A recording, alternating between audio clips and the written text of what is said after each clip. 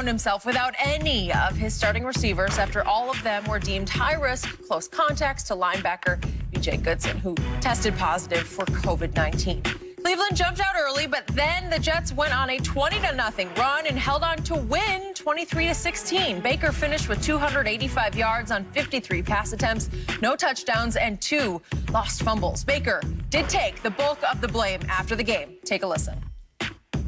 There's no excuse. Plain and simple, I failed this team. I put 3 balls on the ground. 2 of them that, they recovered, and then the other that on the 4th down obviously needed to just hold on to the damn ball. So plain and simple, I have to hold on to the damn ball. I failed this team. We had exactly what we needed to win this game, and I didn't do good enough, and that's it. Well, Shannon, in your opinion, what % of the blame does Baker deserve? Skip, I'm going to give him 45%. I'm also going to give Stefanski 53%. And the rest of the percent I'm going to give the defense because you got to be able to hold it down. But, Skip, this is what I don't understand. You got Nick Chubb, who finished 2nd in the league in rushing last year, went to the Pro Bowl. Nick Chubb missed 4 games, and the voters and the coaches and the fans thought enough of him to vote him back into the Pro Bowl this year. You got Kareem Hunt. So you got 2 guys that's been to the Pro Bowl. I think Kareem Hunt was Rookie of the Offensive Player, Rookie of the Year. And for some reason, down your top 4 receivers, Baker, we want you to throw the ball 53 times.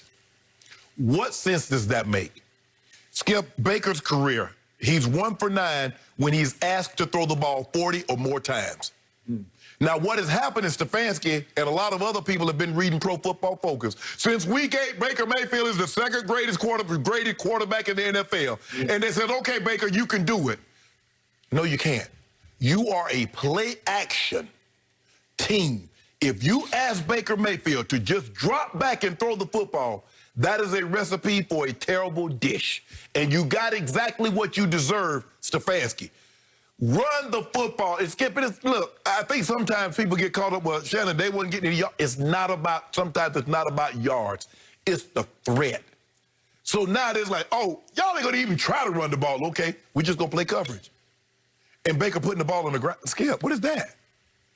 So, yeah, Baker, you get a lot of the credit, but I thought Stefanski called a terrible game by putting him in that situation for him to put the ball on the dirt. You can't do that, Skip. Run Chubb, run Hunt, play action. When he had his great game, what did they do in Tennessee, Skip? They play action. When he play action, he's as good as we have in the league at play action pass. Just dropping back to throw it, he's not there yet. And you ask him, you put him in a situation in which he could not succeed.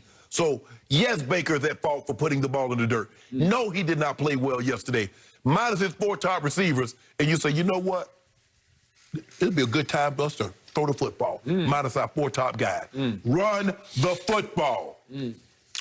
Okay, so to answer the question, I will give, because Baker Mayfield is the quarterback, I'm going to give him 50% of the blame, because the quarterback in a situation like this, when you score only 16 against the Jets, it's going to be half on the quarterback. I'm going to attribute the other 50% to just bad luck. They got hit by COVID. They lost their top 4 receivers. They had to elevate 2 practice squatters and a guy they just signed off the street last week to be their 3 top receivers. It's just hard, man, especially when you're down 2 of your starters in the offensive line. Now you're really up against it because you can't protect, and then you tried to run, and he tried to run. So let's look at what Nick Chubb does. First, let's look at his first 6 carries of the game. Nick Chubb, he goes -1, 0, 2, -1, 0, 1. So if I add up his first 6 carries of the game, it adds up to 1 yard rushing. Yes. What's Stefanski thinking? Like, oh my God, what am I supposed to do? Then he tries Kareem Hunt, and he goes for -2 on his first carry.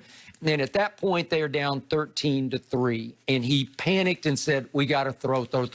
They're stacking the box. They're daring us because they know we don't have any receivers that we trust. Right. He's gotten to practice probably little to no time with those guys, right? Because this all happened so late. Man, so for the game, Nick Chubb goes 11 times for 28 yards, but he had one 16-yard run.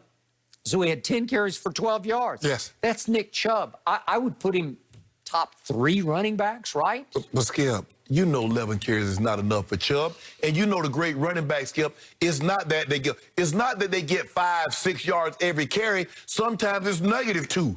And sometimes they might go, but a Chubb is a tight back, Skip. All of a sudden, as you said, it's 16, it's 5, it's 20.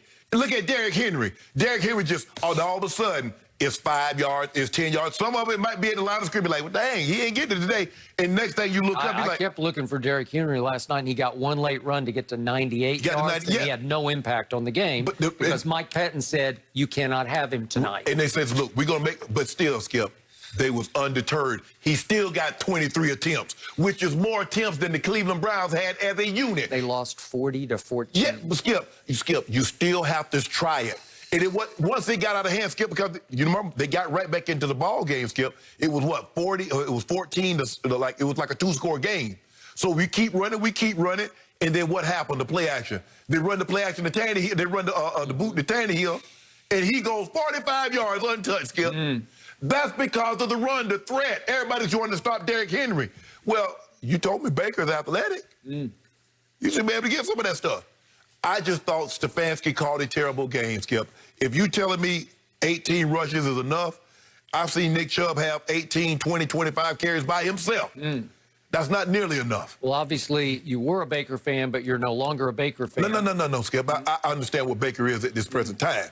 I don't get all caught up into that. He has one good game, and Baker's here. I know what, in order for him to have success, the West Coast offense, Skip, like I said, if you look at the guy, there are probably more guys in the Hall of Fame because of the West Coast offense than any. And then, like I said, I'm not saying he's Elway, Favre, and Montana, and Rodgers. I'm not saying that. But look at what he did for Jeff Garcia. It got Jake Plummer to the Pro Bowl. Jake Plummer threw for $4 grand. It's done miracles. Skip, C.J. Beathard. Look at what it's doing. Skip, the West Coast doing for C.J. Nick Mullins. If Nick Mullins wasn't a turnover machine. But C.J. Beathard was pretty awful the other day. No, he wasn't. Yes, he was. No. Didn't he have a low QBR? No. He had a 31. Look, C.J. Beathard 31. Was bald. How many tubs did he have? Tyler had a 62-31 for C.J. Beathard. C.J., your guy would turn it over, though.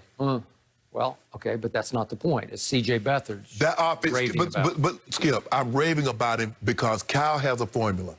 And he's going to try and do everything he can. He's going to run the football. He can. Even Skip, when you stop us for 4 or 5 plays. Yeah, but he is the most creative run designer I have ever seen outside of his father. Outside of his father. Well, Skip, they chipped his father probably has a lot to do with the son's success right now. Skip, they chipped, LaFleur. He came out of that same system. Sean McVay, he came out of that same system. Stefanski, that same system. Okay, Stefanski probably bought into the analytics served up by Pro Football Focus that over the last 8 games, Baker was ranked 2nd in the league among quarterbacks, 2nd in performance, graded performance over the last 8 games. And he torched Tennessee at Tennessee in the first half, well, for the whole game, but he put up better numbers against Tennessee than Aaron Rodgers put up last night. But Skip, I mean, we ain't really need it, you know. Okay. But here's the thing, though. What were they doing? They would play action, and then the guys were wide open. And when you can do that, Skip, sometimes, it's like I said, it's not about always getting, 10, 15 yards on the run. It's sometimes staying with it. It's just like throwing the ball deep.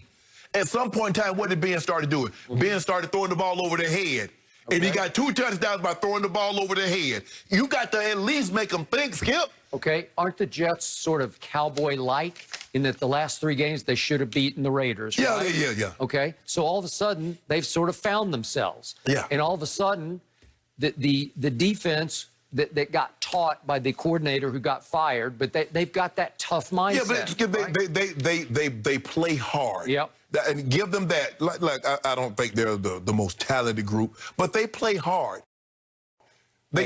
Greg Williams taught them well. Yeah. And they just carried right on, and they had a good plan because they said, well, we're just going to take your run away. And if you can throw it to 4 receivers basically off the street, God bless you.